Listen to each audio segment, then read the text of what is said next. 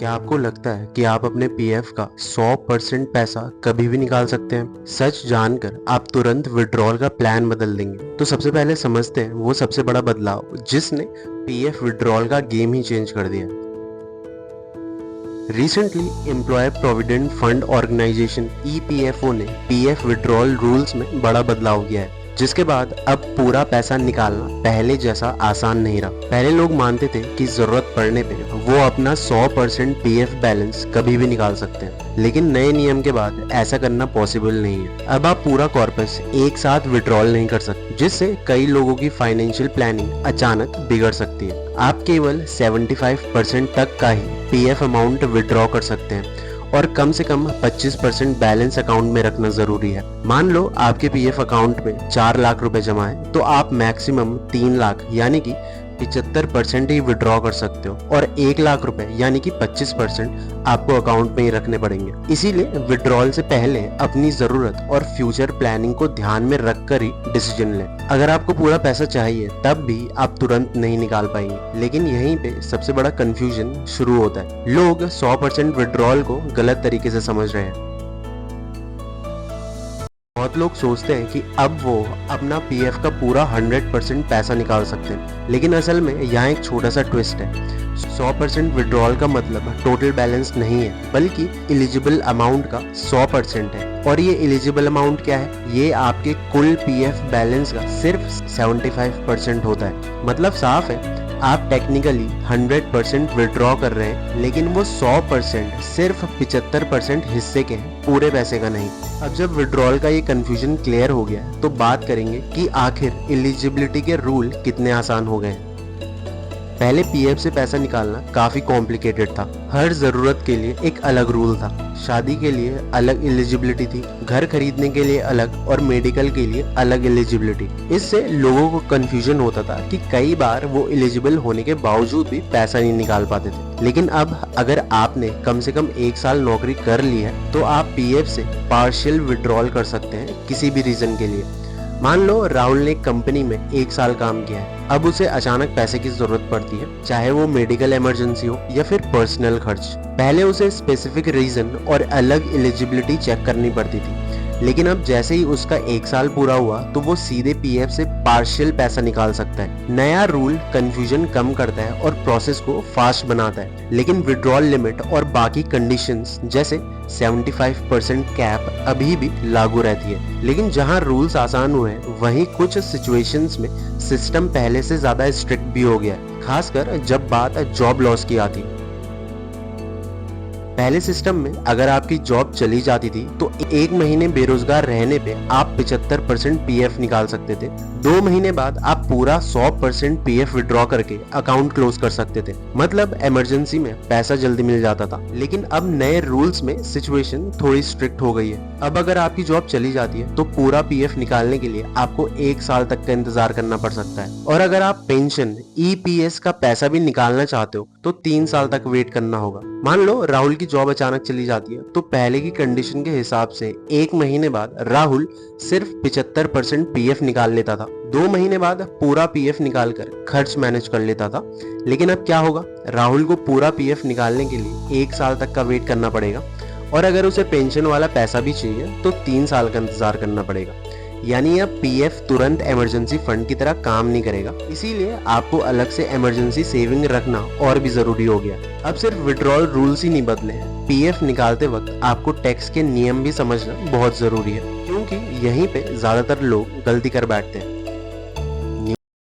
Recently EPFO के reforms के बाद सिस्टम पहले से ज्यादा स्ट्रिक्ट और ट्रांसपेरेंट हो गया है। अब पीएफ विड्रॉल पे टैक्स रूल को और स्ट्रिक्टली लागू किया जा रहा है। प्रॉब्लम यह है कि अगर आप 5 साल पूरा होने से पहले पीएफ निकाल दें तो आपका पैसा सीधा कट सकता है। 50,000 से ज्यादा विड्रॉल में 10% टीडीएस लगेगा। अगर उसी सिचुएशन में आपने पैन नहीं दिया है तो 20% टीडीएस लग सकता है। यानी बिना समझे विड्रॉल किया तो आपका खुद का पैसा भी पूरा हाथ में नहीं आएगा। इससे बचने के लिए 3 सिंपल स्टेप्स फॉलो करें। विड्रॉल से पहले चेक करें कि 5 साल कंप्लीट हुए हैं या नहीं। पैन डिटेल्स हमेशा अपडेट रखें। अगर आपकी इनकम टैक्सेबल लिमिट से कम है तो फॉर्म 15G बिलो 60 या फिर 15H सीनियर सिटीजन भरकर टीडीएस को पूरी तरह अवॉइड कर सकते हैं। मान लो आपने 3 साल में 1 लाख रुपए पीएफ से निकाले, पैन दिया तो 10,000 टीडीएस कट जाएगा, आपको 90,000 मिलेंगे, और पैन नहीं दिया तो 20,000 कट जाएगा, सिर्फ 80,000 मिलेंगे 1 लाख रुपए में से। लेकिन अगर आपने फॉर्म 15G भर दिया है तो पूरा 1 लाख आपके अमाउंट में आ सकता है। फॉर्म 15G एक सेल्फ डिक्लेरेशन फॉर्म है जिसे आप भरकर ये बताते हैं कि आपकी कुल इनकम टैक्सेबल लिमिट से कम है, इसीलिए आपके पीएफ विड्रॉल या इंटरेस्ट पे टीडीएस यानी टैक्स डिडक्शन नहीं काटा जाए। अब जहां एक तरफ गलत टाइम पे विड्रॉल करने से पैसा कट सकता है, वहीं अगर आप सही स्ट्रेटेजी अपनाएंगे तो यही पीएफ आपको बिना काम किए भी लगातार कमाई करके दे सकता है।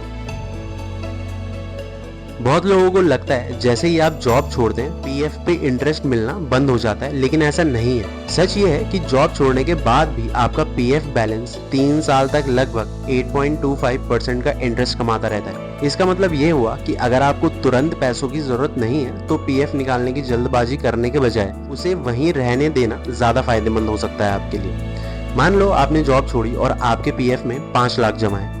अगर आप तुरंत पैसा निकाल लेते हैं तो आपको सिर्फ 5 लाख ही मिलेंगे, लेकिन अगर आप 2 से 3 साल तक वेट करते हैं और उसे वहीं रहने देते हैं तो 8.25% के हिसाब से आपका पैसा बढ़कर लगभग 5.8 से 6 लाख तक हो सकता है। यानी बिना कुछ किए सिर्फ इंतजार करके आप 80,000 से 1 लाख रुपए तक एक्स्ट्रा कमा सकते हैं। और अगर पैसों की अर्जेंट जरूरत नहीं है तो पीएफ को आइडियल मत समझिए, ये क्वाइटली आपकी वेल्थ को ग्रो करता रहता है। अब जब आप समझ गए कि पीएफ को तुरंत निकालना हमेशा सही फैसला नहीं होता, तो अब जानते हैं कि जरूरत पड़ने पे इसे सही तरीके से विड्रॉल कैसे किया जाता है।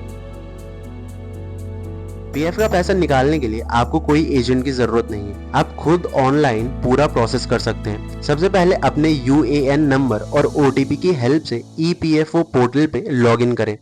लॉगिन करने के बाद अपनी केवाईसी डिटेल्स जैसे आधार, पैन, बैंक डिटेल्स चेक कर ले, ये फुली वेरीफाइड होनी चाहिए।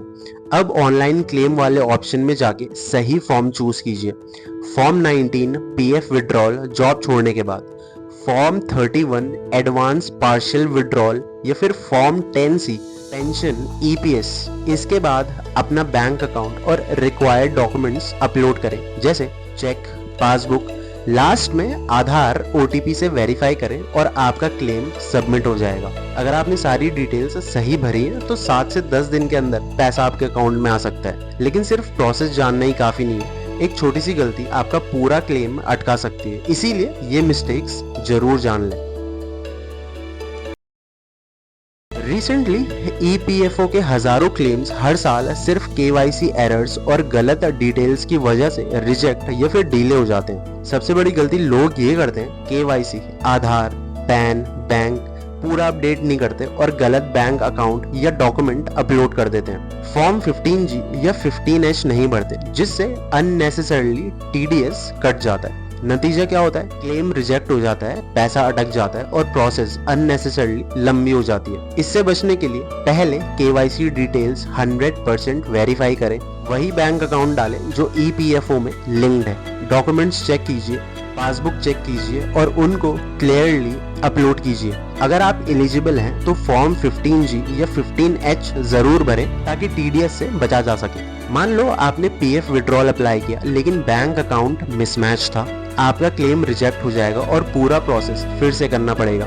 या फिर आपने फॉर्म 15G नहीं भरा है तो 50,000 या फिर उससे ज्यादा अमाउंट पर विड्रॉल पे सीधा 10% टीडीएस कट जाएगा, जो अवॉइड किया जा सकता था। तो ये छोटी छोटी गलतियां आपके पीएफ को फंसा सकती हैं। अब समझते हैं कि आखिर इसका सही और समझदारी भरा कंक्लूजन क्या निकलता है।